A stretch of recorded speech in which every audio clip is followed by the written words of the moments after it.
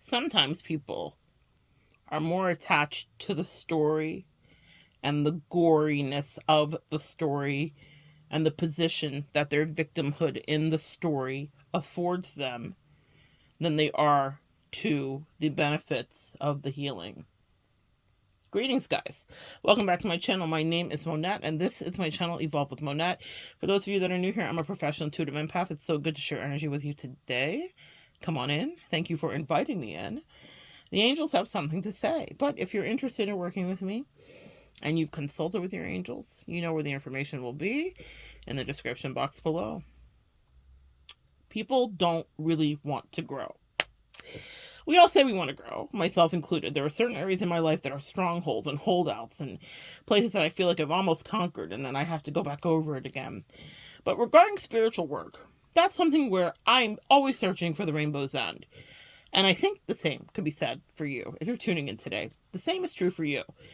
But there are times in our life where we have people around us, and I call them energy vampires, quite simply, where they don't really want to grow. They're actually attached to their misery, but they don't think that it's so. They are in denial about the fact that they actually like whatever the story is.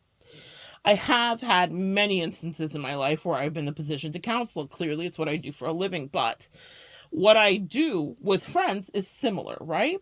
Now, there are friends where I am assessing them just like they're assessing me. Is there real growth that's happening here? Are they committed to change and the energy that that brings? And there are so many people in my life that I can say, yes, they are. And I watch them evolve and change and grow and make great strides in their life, which delight me. But also, it makes me happy for their soul's evolution because it's not about me. Their growth is not about me. And if I can give any guidance, then so may it be. However, none of us like for our time to be wasted, right? So if I have a friend that is fantastic at assessing shenanigans in relationships. And so if I have a blind spot, as we all do, she's a person that I would go to and say, hey, but I don't go to her 25 times about it. Meaning if I'm processing it and new things are happening and I'm working it out, that's fine, right? But I'm not going to her 25 times about the same exact scenario over and over and over. And she has seen me go from moments of communication to literal evolution through a thing, to ending things, to assessments, to closure, to the whole thing. She's watched me process through things. But it wasn't that I was just abusing her kindness and her advice and her insight, because that was her gift that she brought to my life. And she was able to help and teach me. But I wasn't taking advantage of her generosity emotionally. Do you guys get what I'm saying here? Because people will want to have you emotionally masturbate with them, and I abhor that. I feel like your self-play should be with yourself and your angels, okay? And the self-play being figurative, meaning do your journaling, introspect, ask questions, ask for real signs. And what I will do if I'm in a situation, you let me know in the comments how you handle this, but if I'm noticing something's going awry in my life, specifically like with that friend, where I'd be like, okay, here's the situation.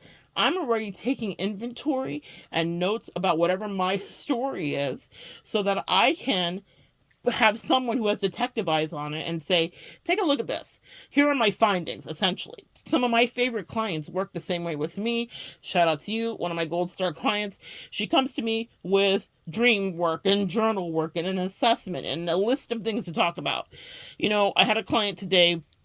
I've worked with them for a while, but they come in and they say, I just want a general, child, just a general. And I always say, be responsible to come to me with a question. I always lob it back to her. And then she, of course, has a question. But that's not because I'm trying to fish or do a hot reading or any of that. It's because we all know where our issue is at, okay? And you need to be responsible when you come in. Now, there are gold star clients that are going to do the most in the best way. Not everybody is them, but you can't just expect everyone to figure everything out for you, right? Even though that's the job that I do to a certain degree. So when it comes to my friendship dynamics, I would like to treat people the way I would like people to treat me. Make sense? So I'm like, here's this, this, and this. Tell me what you think. And then we'll pick it apart. But I'm not abusing that friend because she has a detective's heart by bringing her the same thing. If we're talking about a lemon, I'm not bringing her the same lemon, and nothing's changed about the lemon. And every day I'm talking about the same lemon. You guys have had friendships like that, quote unquote friendships, co-workerships, cubicle next to you sitting ships, commute to work on the train ships, with people that are bringing you the same issue, but they really don't want growth, and they're not really trying to hear what you're saying, and they don't want your advice. When this person gave me recommendations, it's not that I immediately cut out whatever was going on in my life, but when her wisdom aligned up with what I knew was right, I made the cuts that I needed to. That's why you have people that are friends there to advise you. That's why you call a reader like me. That's why you go to therapy like I do. All of the things.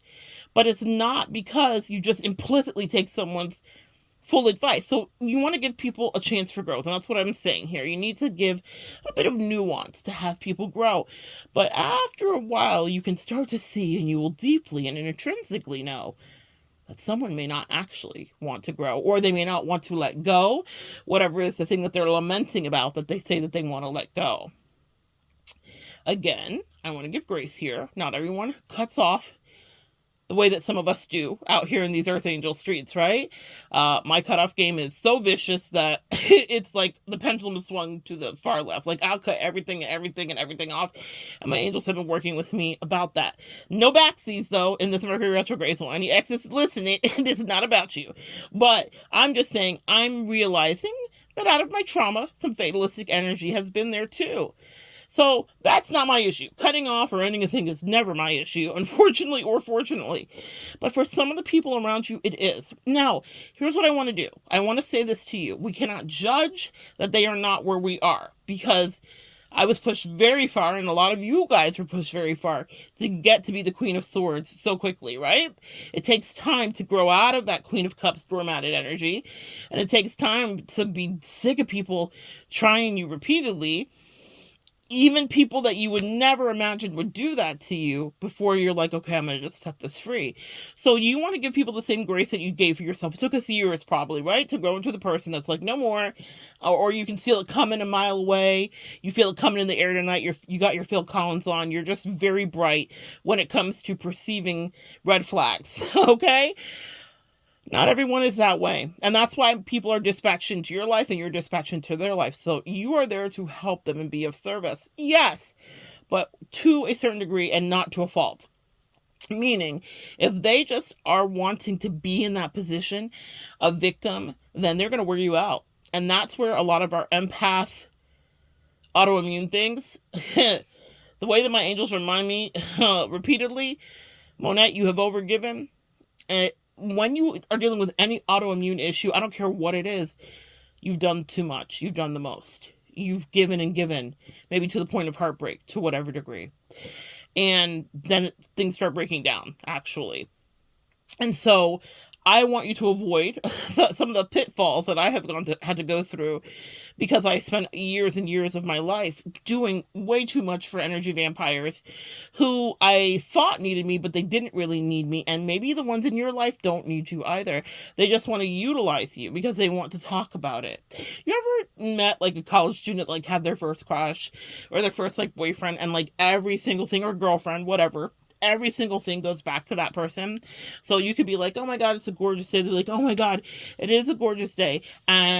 Chad said it was a gorgeous day, and whatever. You'd be like, okay, well, what are we going to have for breakfast? Oh my God, Chad eats breakfast too. Like, you guys know what I'm talking about. So someone that's like infatuated or in a bit of limerence might talk ad nauseum about something, and we all have patience because we've been there too. We get it. But when it comes to the other side of the spectrum, like when a relationship is toxic or unhealthy, and you're just like, oh my God, I need to get a new ink pen. And they're like, I need a pen because I think I'm going to divorce them. You do. You are. So you're listening. You're an archangel, ready and willing, signing up for duty. But then you hear that story repeatedly, and you hear about the abuse, and then you realize that they're just using you to like pop shit, essentially, which means like just to gossip about their life because they actually find it comforting to a certain degree. And I am looking for solutions in any of my connections. I'm looking for solutions for me. I'm looking for solutions for the friends that I have. I don't want to just go in to pick things apart, but I want to be of service if they need me to be. And then when I need people to be of service to me, I need them to be of service to me. And there are some places that are more sticky than others, guys. Again, I have strongholds in my life where I'm like, okay, guys, angels, let's break through and whatever. Send in new people that are going to help me and whatever the case may be. And I would want them to be patient with me, because if it's a stronghold in my life, it means it's been here for years, and I don't want someone to immediately give up on me. But they need to be able to gauge, and I'm sure that they are assessing in their own way, what do I really want my new reality to be? You know, I can admittedly be stubborn, and I think we all have parts of that in us. But if you're dealing with someone who's energy vamping off of you and asking you to go over the same tired ass relationship dynamic or the same problem again and again, then you have other things to do. And they may very well like exactly where they are. I learned a very powerful lesson about that this year, or over the last several years, where I had a friendship with someone who was actually very contented in a relationship that they lamented was toxic. And they had convinced their tribe and their family and myself that they hated it. From the first moment I met her so many years ago, that's what we talked about. And every single time we would be on any vacation, it would devolve into us talking about that. And I would read for her about it. And it was fine, because I do this for a living. I love love, guys. So I have no problem helping people with their relationship dynamics, romantic friendship, whatever, right? So we would talk about it and talk about it and talk about it. And I would really be, wanting to help. And at one point I asked someone in her family, I said, how can I be a better service to your family member regarding this, And I'm asking her that and not realizing she's like clocking me in a weird kind of competition with me about relationships. And I am not holding my relationship up as any paragon of magical mercy. I'm just saying I made changes in my relationship in order for it to be more palatable for me and the person I was in relationship with. And that person watched me do it. So that's what I mean by I'm solution oriented. So even in my own life, I'm not just going to stay stagnant. And so she'd seen that, but instead she kind of got like nippy and snarky and yippy and like, I'm thinking of yappy, like a chihuahua, like judgmental of me. She thought I couldn't hear her because she wasn't saying it directly to me, but then it would slip out. And that's something I always warn you guys about. Whatever's in you will seep out of you. So if you're angry, you're going to end up seething and it will seep out of you. If you're happy, it's going to seep out of you. If you're in love, you ever tried to hold in telling someone you love them when you're in love with them, it pops out of you, okay? So whatever she felt about me started to seep out. And ironically, it was judgments about my relationships and relationship style and whatever, which was me taking very much my relationship life by the reins. Instead of complaining about what wasn't happening or what was happening, if I didn't like something, I'd end it, or I'd move on, or I'd address it, or I'd have communication about it. That's how I process things. And again, mercy and grace, right? I wasn't always that way. That wasn't always my life. So it took years to evolve into that. So I don't expect anyone to do anything overnight, and neither should you. But you guys get what I'm saying when you noticed a pattern when someone's repeatedly abusing the beautiful detective work that you empaths and earth angels do. And I realized so much in that moment. And I was talking to my therapist about it. And I was like, I don't think that I think that she's got everyone convinced that she wants out of this, but on every vacation and every trip and everything that we would be on, we would end up talking about it. Or I remember us, going on a vacation one time, and we get all the way down to wherever we're going, and she's very concerned about what the other party in her relationship is doing, which seemed like they were just having like a night out at the bar, which is very normal for that person. And she was so incensed about it and so jealous about it, which is fine. You're allowed to be. That's your man. Thank you to my man, or your woman, thank you to your woman, whatever. But I realized she didn't want out as much as she said she wanted out, actually. That she was quite possessive and still very invested in the relationship. And had that moment not have happened where we're up in the middle of the night and I'm wanting to go to bed and I'm like bleary-eyed and try to keep my eyes open so I can be of counsel to her, because she was so upset about something that was happening hundreds of miles away. There was nothing she could do about it. But I get it. I mean, we've all been there in a toxic relationship to whatever degree. But I was like, oh, wow. What my angel said is pay attention to this. You're going to see this later in this connection. She likes this energy. And you could not convince me by day that that was the truth. But in the middle of the night, on a windy dock in the Keys, I was like, oh, this is the way you want it to be.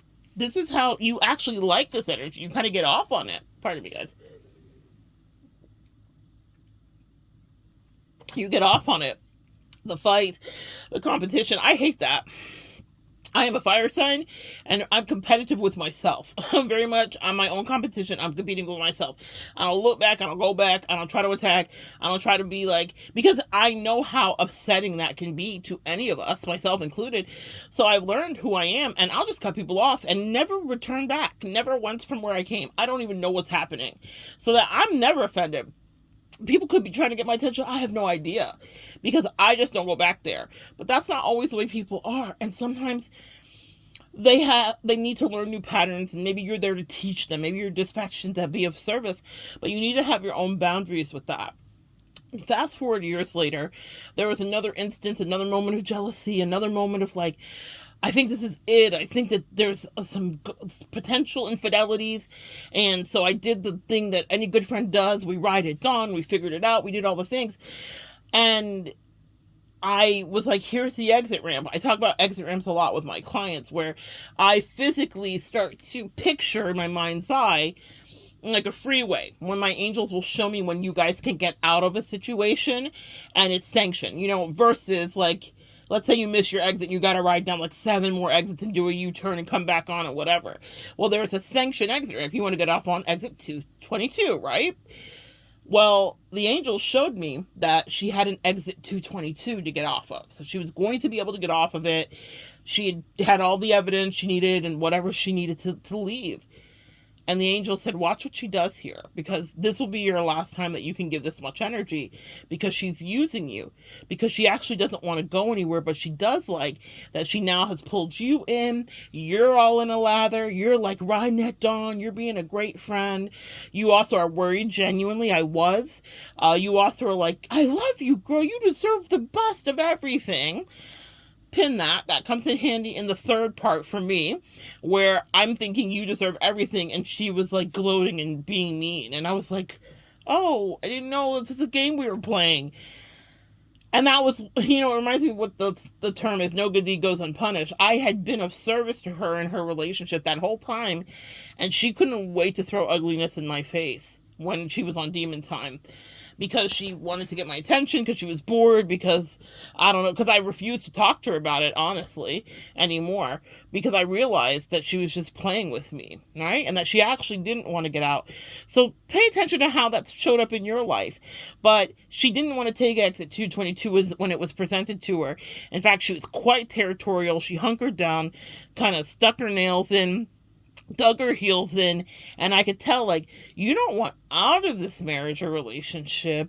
You want to be the queen of it, which is fine. We can all be a queen, a passenger princess, a queen, whatever you want to be.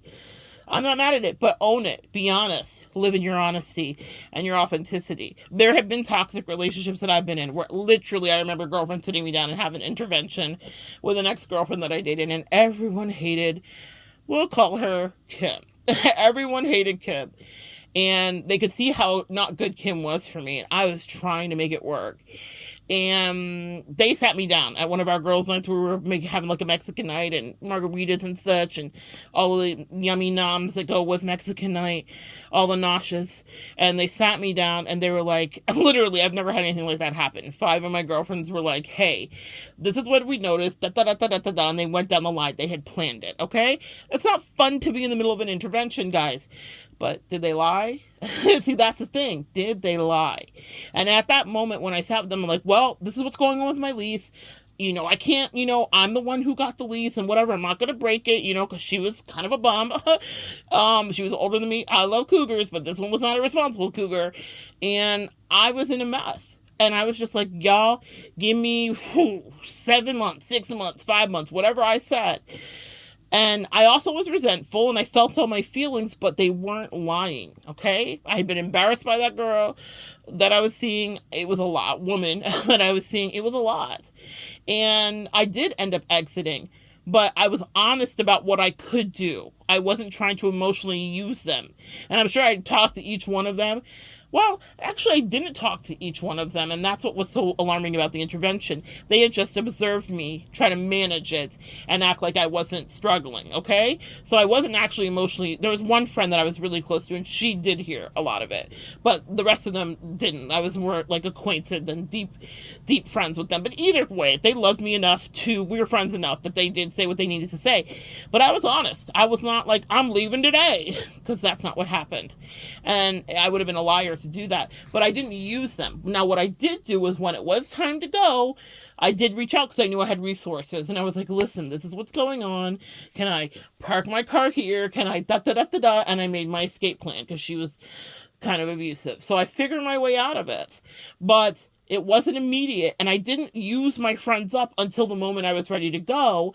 And I also was honest when I wasn't ready to go, okay? Because even though I heard what they were saying and I knew it was right, I was like, you know what? I got a lease, and her bum ass is not on it, so I'm going to have to be the one responsible, and I like my credit, etc., etc. My point in saying that is, even back then in my 20s, I was handling that situation more responsibly than a lot of you guys that are dealing with energy vampires are. Meaning, you're doing good, but those energy vampires are not maybe being honest with themselves about what they get out of the relationship. The only piece of advice that I've ever taken from Dr. Phil is this: there's a payoff in anything you're doing. So what's the payoff? So if you have a toxic behavior, what's the payoff? So in my life, y'all know I'm so very honest and vulnerable with me. The struggle of my life, just like Oprah, has always been with regulating my weight and food. So if I'm like, I don't like this size, what's the payoff of eating my comfort food when I'm sad at night or whatever led me to my size? Well, the payoff was the comfort, quote unquote, allegedly, that was brought there. But it's a vicious cycle, as anybody knows, with any addiction that you go in, right? But I'm not going to lie, and no alcoholic, no sex addict, no shopaholic, no gambling addict can tell you there isn't an endorphin payoff or a dopamine hit or a serotonin up-leveling to some degree until you literally zap yourself of it when you're in your addiction energy, okay? So you need to be honest about that. And even in these relationships, there are levels of addiction, right? So there is a payoff to being in that toxic relationship. And everyone else in that person's family was convinced she hates it here. Oh my God, no, she wants out so bad. And I knew the secret, which was that no, because I wasn't assessing it like I'm just observing and making my assessment. I was assessing it from a spiritual perspective, from really looking at cards as she would invite me to. I wasn't ever spying on her. It was always because she wanted reading and paid for it. It was always on the up and up. But I could see, even in the cards when I would read for her, I mean, you say you want out, but it seems like you can't get enough. And that's a hard pill to swallow. A lot of people resent us earth angels out there because we're willing to do the change. We're willing to walk away. That's one thing we are willing to do that a lot of people are not. People say they want out of their situation. They say they want change, but leaving and changing is hard and it's hurtful. And until you do a few of them, you're not really comfortable with it, to be very honest with you. I can leave so quickly now because I can predict and foresee the toxic behavior and how it will devolve into debauchery if I don't get out at this exact moment. But that's because I stayed past those exact exit ramps. And I was like, oh, exit 222, and I'm really getting off at exit 447, and it's because I'm getting a police escort. Do you guys get what I'm saying? You guys have been there. So I learned from those past experiences, maybe when the exit comes up, I should get off at exit 222. And people around me question me, you're being mean to this person. What do they really do to you? But I can tell what's about to happen because it's my gift, literally. But I also pay attention to the forecast and people's energy. Sometimes people don't want out of these relationships. They just want you to counsel them for free. And I'm not just talking about me because of the work I do. I mean you. And when I say free, it costs you something. I don't care if you're not a practitioner. I don't care if you're not a therapist. I don't care if you're not charging. Your time is money. Your time is expensive. You could be doing 25 other things for you.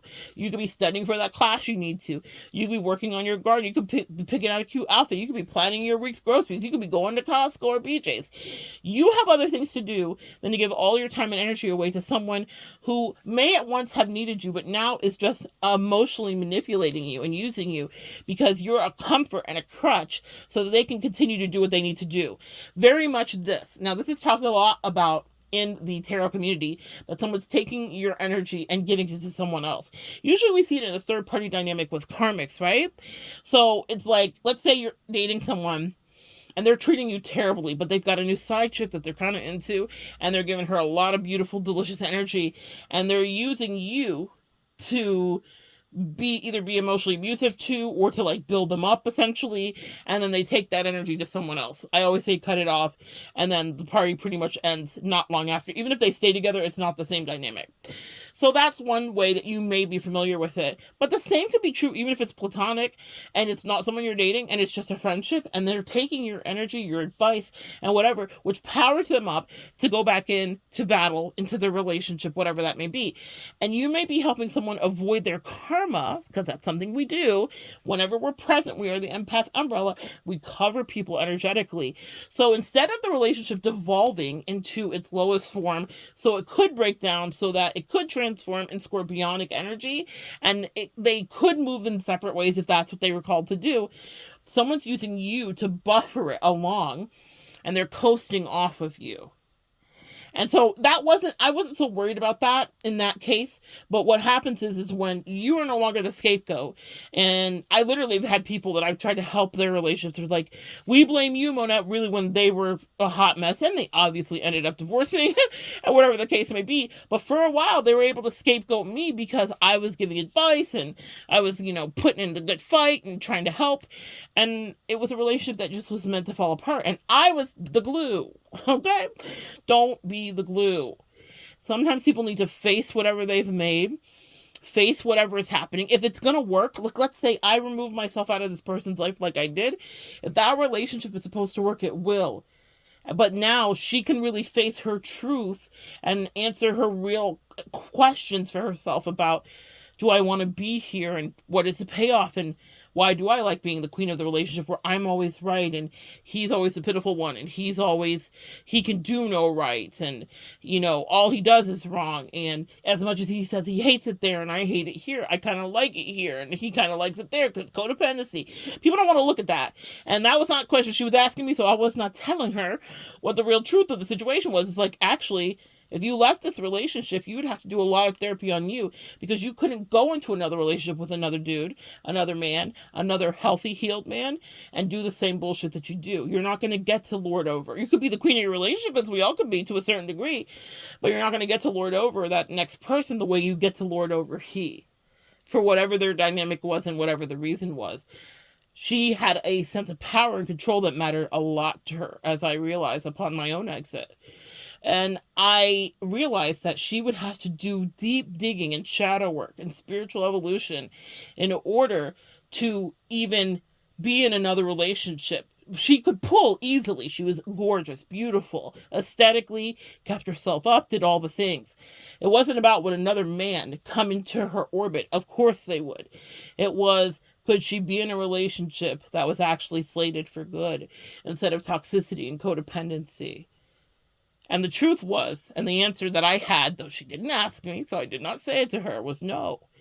She'd have to do a lot of work, because she couldn't be the kind of brat she was with a new person that she got to be with her old beau, or her present beau, or whatever. She wouldn't be able to do it. She'd have to really grow. And as much as she thought she wanted equal partnership, it wasn't something that she really wanted to know, because she had an exit ramp. She had several, actually, that I clocked while we were friends, where she could have gotten off, done some of that shadow work with a good therapist, and been in a whole new situation, relationship, a whole new marriage, really, if she wanted to be. But she was comfortable, as we all can be sometimes, in her misery. That's not a knock on her. But where the boundary comes in is, how much do I allow someone to use me? The question that I posture to you is, how much do you allow someone to use you? A lot of work that she had to do. It's even exhausting recounting it to you, right? Well, I lived it. And it would interrupt every vacation and every time spent together. She was curled up in the best way, as a friend would be, and we're chatting and having to whisper because of all the fuckery that was going on in their relationship. And I was like, girl, you don't have to be in this. You was nice, you was good, you was pretty still. What are we talking about, Willis? And I get it. In abusive relationships, it doesn't matter what your economic status is, what your aesthetic is. You may feel stuck. But I was noticing a different dynamic. This wasn't the typical abusive relationship where someone felt stuck. It was, I almost kind of liked the dysfunction here. And I get to be the queen, and I'm always right. And I just like it here. And I was like, cool. But now stop using me to emotionally masturbate about it. I'm not judging you. And it wasn't a requirement for us to be friends for that to have to end.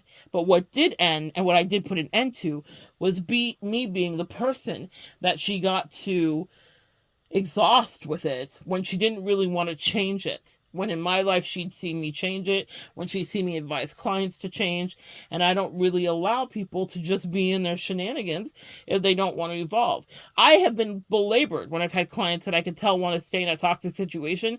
It literally wears me out.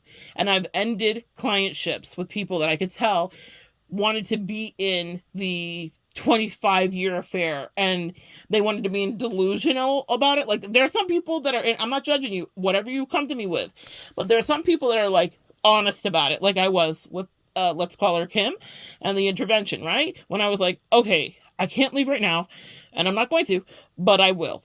And I hear you, and I've received what you said. I could work with a client like that for years, because we're going to get you to wherever you need to go. Wherever there is, we're going to get you there. But there are some people that are delusional and still want me to emotionally masturbate with them.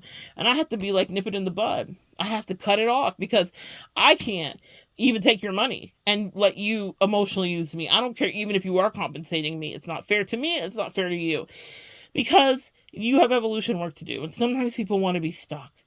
So you decide how much you want to be stuck in their muck and how much you want them to use you.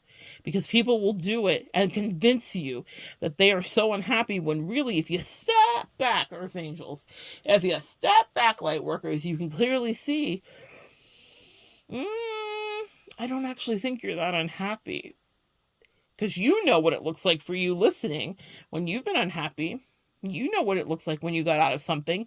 Was it easy for you to do? No. Was it inconvenient and dramatic and exhausting at times? But you did it, didn't you? Was it uncomfortable and maybe scary at times? But you did it, didn't you? You know, something that I think is such a detriment to us is better the devil you know. What are we at time-wise? Perfect. All right. Better the devil you know.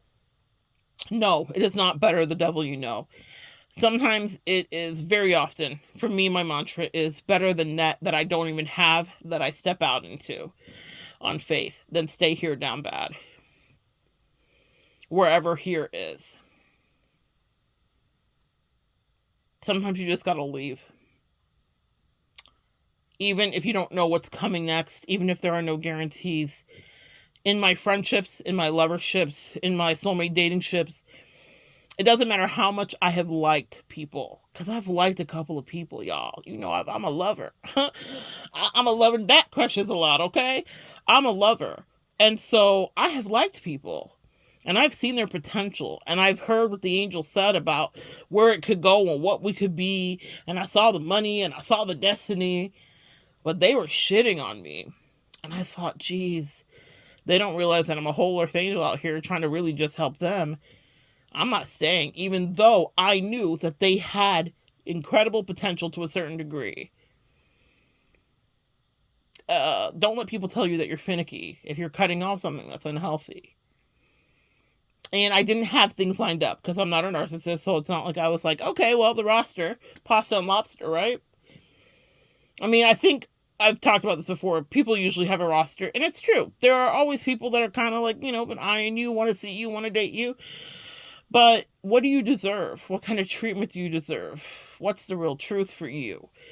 So I didn't jump into something else ever out of my friendships, out of my loverships, out of my soulmate ships. If I felt like I had to end something and sever it, I severed it. Because I deserve better than the bullshit that they were giving me. Even if they were giving some good things. You know? I had someone assess and opine that someone that I had saw, she wasn't even that good.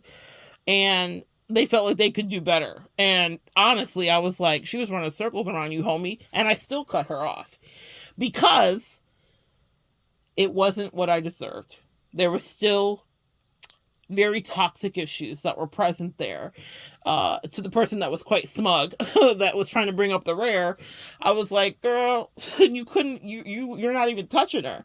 But that doesn't mean that I backtrack because, oh no, she had this good thing and that good thing and I appreciated it. And this other person was even more toxic or whatever the case may be, or less whatever than she was, if I was doing comparison. I was like, better the devil that I don't know. Better none of these hoes. Better none of these devils, okay? Because if it's not what I've asked for, if you go get your order through the drive-thru, you want what you ordered, don't you? And so just because one order was more tasty than the other order doesn't mean I'm just going to settle and be like, well, I don't know, I better eat this next order because God knows how they'll screw it up next time. Nah, the angels are going to get it right. And that's how we operate our life, is absolutely not until it's right. Even if there's a certain degree of I like, okay? Then no, because you don't get to play. And that's what people don't do. They don't walk away because they're terrified. They're like, well, it's kind of good here, and I'll take 14% rather than the 13% I was getting last time. No.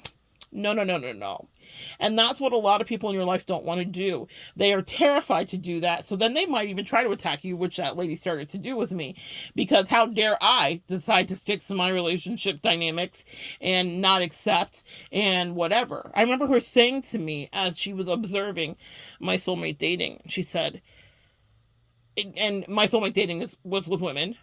Even though y'all know my whole story. I'm bisexual, I have a husband, blah, blah, blah, right? But my soulmate dating was with women, and she's heterosexual. And she said, one of the people that I was dating called her, and they were like, they wanted to plan like a surprise date. They were trying to like book a massage for me and like, try to find a horse-drawn carriage. I'm not exaggerating, y'all. Not even a humble brag. This was real. And they turned out being batshit crazy. You see, a lot of people would settle because they're like, oh my God, this is amazing. Yeah. They did really amazing things. And rose petals and dinners and cake baking while I was in the shower and surprising me and like just amazing things. And they were also fucking crazy. And it was not energy I wanted in my life to any long degree or whatever. She couldn't understand that. She was like, we're so compatible. I'm like, no, we're not. I don't know what people think compatible is. It's wild to me. That's a word that I really pay attention to. But in any case, that person that I was seeing had reached out to this friend that I was talking about and was trying to, because like she was popping into town. We were long distance as well. She was like popping into town. And so she was like, I really need your friend's number so that I could figure out what's in the town, where we were going to be meeting up at, and whatever, where my friend had lived. And I remember my friend recounting to me and being like, I have dated a lot of guys and no guy has ever put the thought or whatever into a date like this person is putting it for you. Like, no guy has ever made any date like this. Like, she would joke with me about like how she's like, is this what it is with lesbians? I was like, yeah. we fancy. We fancy. But also, I hold myself to a certain degree. And anybody that's coming in to date me knows that you're going to have to do what you need to do. That doesn't mean I expect you to do everything. I don't mind taking care of whoever I'm dealing with. But I do expect reciprocity and thoughtfulness, and I have had it with every person that I soulmate dated. And that person got to observe it, right? And that for a moment in my life, she didn't see me date anybody because I wasn't on that type of timing at the time. But I remember her opining about that quite often. It wasn't just a one-off, about how things were very extravagant, whether I was planning it for someone I was seeing or whether they were planning it for me, right? And she couldn't relate in her heterosexuality to that being a reality. And I'm not saying it's not. We all know that guys date like that too. That's just not what her experience was. And that's okay. I had no judgments about that, but I didn't realize that she was judging me. Be careful. Message there. You guys get it? I didn't realize that she was judging me and thinking like, Sakura Blair, how could it be? And then how could you not be happy with any of them? And how, like, this is like, you should be so grateful. I was, but I wasn't grateful to the point that I was going to sacrifice someone chipping away at my self-esteem and trying to like subjugate me to their bullshit and sign me up for these crooked contracts. And no, it doesn't matter what date they took me on. Did I deserve that? Yes. Did I deserve the rest of it? No. So sometimes it's not better the devil you know. I could have stayed with that person and had those beautiful dates and whatever, and then been having to pay triple time to my therapist to help me get out of the toxic shit that she was trying to rope me into. But I could see the red flags coming, and I was willing to say no and move on to the next person. Next person, toxic too in her own way.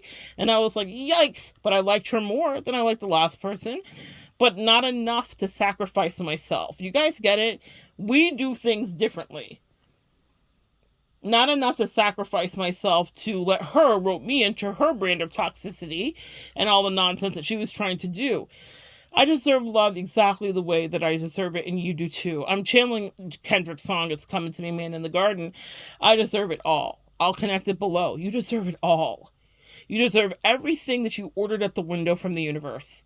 And stop taking the chicken nuggets if you really ordered a salad and a burger. Okay, stop taking the fries that are cold when you could go back and be like, could you guys make them fresh? You get to ask for it.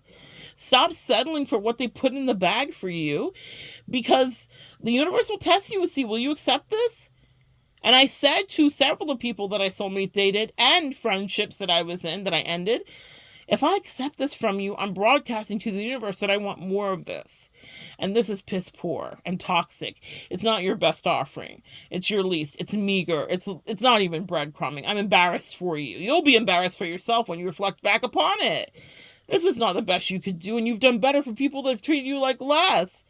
So I said, no, thank you. Not better the devil I know, yes. Better than nothing I know, yes. That's the way that you get out of those situations that are causing you that kind of stress. But sometimes people will use you to talk about it because they're like, better the devil I know, because they've never taken the leap to have those experiences where they say, no, I don't think so. No, I don't want that. And again, from that heterosexual friend looking in, who was like, oh my gosh, like, these dates are amazing. And like, oh my God, you're doing this. And you did that for her. She did that for you. And I was like, yeah. But this is, to me, not bare minimum, but it's definitely an expected thing that I expect people that I'm dating to do. And or it's a thing that I would do for someone I'm dating. But that was where her bar was at. So it was an interesting purview in. So she's thinking, yeah, I would never leave that. I've never even had that. Yeah. And that wasn't me gloating. That was just me being like, well, I would have never had it either had I decided to stay with better the devil I knew from yesteryear or yesterday. Because I have dated people that didn't. And I decided, I deserve. And then guess what? It showed up. And even if it wasn't perfect or ideal, and it wasn't exactly my order, I got to have those experiences and branch out because I didn't stay tethered to something that no longer had any more fruit, juice, or anything to extract. It was dry husk. Cut people off and don't look back. That's not how this started out, but here we are. And if the person that you're cutting off is an energy vampire, that's just using you so that they can stay attached to the dry husk that they're used to, go in search of the lakes and the rivers that you're used to. You need moisture. You need hydration. You need saturation. You need time. You need attention. You need whatever you need, and you're allowed to want and need it, and you deserve it. You deserve it all. Take the little hit of the withdrawal for the second if you miss the person or if you liked the person. But realize that if they were showing signs of toxicity, especially early, that was only going to multiply and compound. And do not get stuck like so many of the people that you have counseled and been around in these relationship cycles for years and years and years. And not to say I haven't been in them too. That's why I'm saying this to you. With people that are not going to be different for you. I don't walk away to be the one that got away. I don't even care about how they feel about me after. Once I've detached, I'm really detached. That's such an unfortunate thing for them, because not only do I not look back, I no longer can even conjure up the emotional, like, nostalgia for you. I don't feel things like, I think a lot of you guys can probably relate, but I don't feel the, like, juicy, yummy, like, endless love. I'm not singing like Sade for you. I'm not, like, I don't care, because now I either don't like you or I've seen the truth of you. I've identified you as a demon or an entity. So I don't reminisce about those kind of things when someone goes rogue in my life, actually. So it makes it easier to detach for me. Maybe that's something you might need to employ for yourself. Or maybe it's advice you might need to give to someone. Tell them to really look at who the soul of the person is. My angels play a fun game with me where they show me the animal totem that the person is, or the insect totem that the person is, and that's usually enough to terrify me from ever wanting to spend any block ever, okay? I could be in love, y'all, and I could be like, oh, you this? Excellent. Say less. That's just how it works for me. But the reason that I'm able to take the leap is because life is not over. So unless I'm dying tomorrow, then there'll probably be somebody else, and I can decide if it's what I deserve. But also, if it's in a friendship dynamic, you can decide how much of your energy and how much it's worth to you to be the person that is cleaning, like, I'm thinking of dialysis machines, someone's toxicity so that they can go back and be with the same person and then come and burn down your ear. Put up boundaries. And what you're going to find is that people will have tantrums and they will act up and they'll be badly behaved because they don't like that. How dare you tell them no? How dare you not listen to this over and over? Or how dare you call them out and tell them, hey, I think you like it here. I don't think you want to leave. Now, I was not even that bold with that last person because I think it would have fragmented and fractured her reality. She was already on the verge of a mental break because of some things going on in just our own friendship dynamic. So I was like, my good sis cannot take the real truth, which is that you are a bit vindictive and you actually like being the queen over here. and you like farming the pity from everybody about, oh my God, you're like the stoic, amazing wife. And she is. But she could have better if she wanted to. But it would cost her something. And sometimes that's not something that people are interested in doing. So don't let them fool you into being their coach or their emotional support partner if they're not interested in actually leaving. Only invest that time in people that are on that type of timing where they want out of a thing. Back to what I was talking about as I started. If I had my friend who was a spiritual and a relationship detective, she is sharp with her sword, and I borrow some of her indignation when I couldn't tap into my own because I had a soft spot for the person at the time. If I had still been talking to her about the same person I started talking to her about, and nothing had changed, wouldn't she be justified to cut me off? Now, that's not how it went for us, fortunately. She could actively see that I actively made incredible strides, and literally the person doesn't exist in my life at all. But let's say 2 years later, 3 years later, 4 years later, I'm still having the same conversation. Like, well, what do you think about this? And, well, they did this, and then I did that, and then she did this, and then I did that, and we're still having that same conversation 4 years later. Don't you think it'd be fair for her to cut me off? I do, and it's me. I do. So the same is true for you. The reason that she was of service to me is because I didn't exhaust her. 1, 2, I actually needed her services, and she was dispatched in at the perfect time. But also, I didn't take it for granted. And I wasn't on my own demon time. I actually wanted out. I was like, oh my God, I'm with a demon. Help. Anybody help. Oh my God. Here I am. Okay, because we have blind sides, my friend, no matter how psychic we are.